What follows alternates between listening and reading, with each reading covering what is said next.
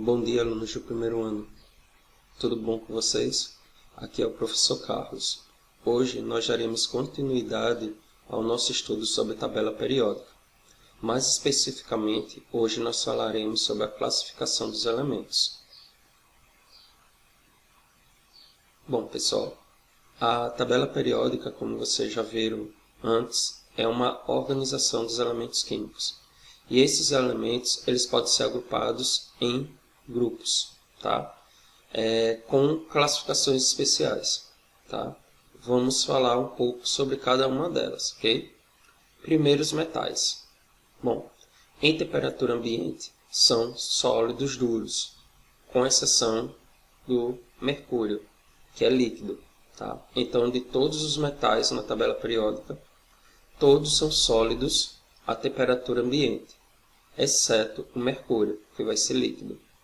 São condutores de calor e eletricidade. Então, vocês já tinham visto lá, né? Sobre a característica dos metais. São bons condutores de calor e de eletricidade.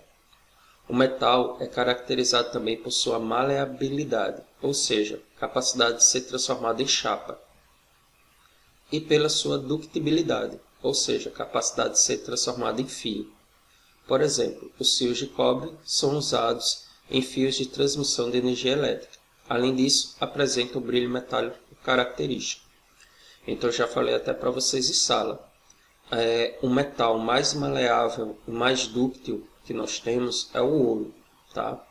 Com o ouro, 1 grama de ouro é capaz de fazer até 5.000 metros de fios. Então, por aí nós podemos tirar que os metais, eles em si, são bem maleáveis e bem dúcteis. Tá?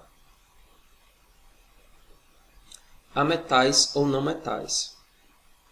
Esses elementos possuem as características opostas dos metais. Então, se você olhar, no caso, até a palavra ametal, o A antes do nome, na maioria dos nomes de química e de biologia, o A ele tem o sentido de negação. Então, quer dizer não metal. Tá? Tanto é que pode ser chamado de ametais ou não metais. Suas características, obviamente, serão opostas às dos metais. Tá? Então, esses elementos possuem as características opostas dos metais, ou seja, não são bons condutores de calor e nem de eletricidade. Então, característica oposta. Já que o metal é bom condutor de calor e eletricidade, o ametal ele vai ser um mau condutor de calor e de eletricidade. Pelo contrário, a maioria funciona como isolante.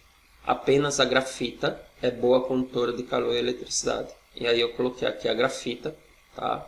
Que ela vai ser utilizada em circuitos ou em placas de circuitos.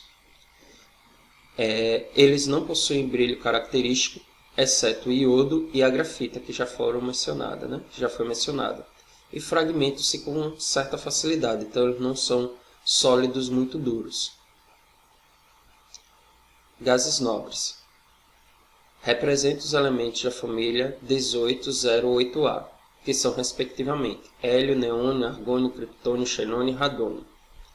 Esses elementos são gasosos na temperatura ambiente e normalmente são encontrados na natureza em sua forma isolada, pois assim são mais estáveis. Além disso, eles não formam compostos com outros elementos espontaneamente.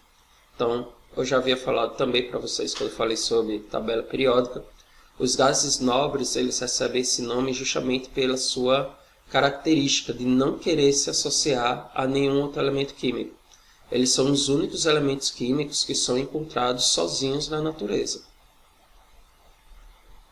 Hidrogênio. Esse elemento não se enquadra em nenhum grupo da tabela periódica. Em algumas tabelas, ele aparece na família dos alcalinos, por possuir um elétron em sua camada de valência. Então, o hidrogênio ele só é colocado em algumas tabelas periódicas na família 1A porque ele só tem um elétron na camada de valência. Mas isso não quer dizer que ele vai possuir as mesmas características que os demais. Aliás, essa é a sua única camada eletrônica. Porém, suas características não são semelhantes às dos elementos dessa família, que eu já havia mencionado para vocês agora. O hidrogênio é o elemento mais abundante no universo, pois pode combinar com metais, ametais e semimetais. É um gás extremamente inflável em temperatura ambiente e normalmente é encontrado nas altas camadas da atmosfera ou combinado com outros elementos. Então, o hidrogênio ele é um dos componentes, tá, para produzir os combustíveis de naves espaciais. Pessoal, nossa aula é bem curtinha, tá? No livro é só uma página, tá?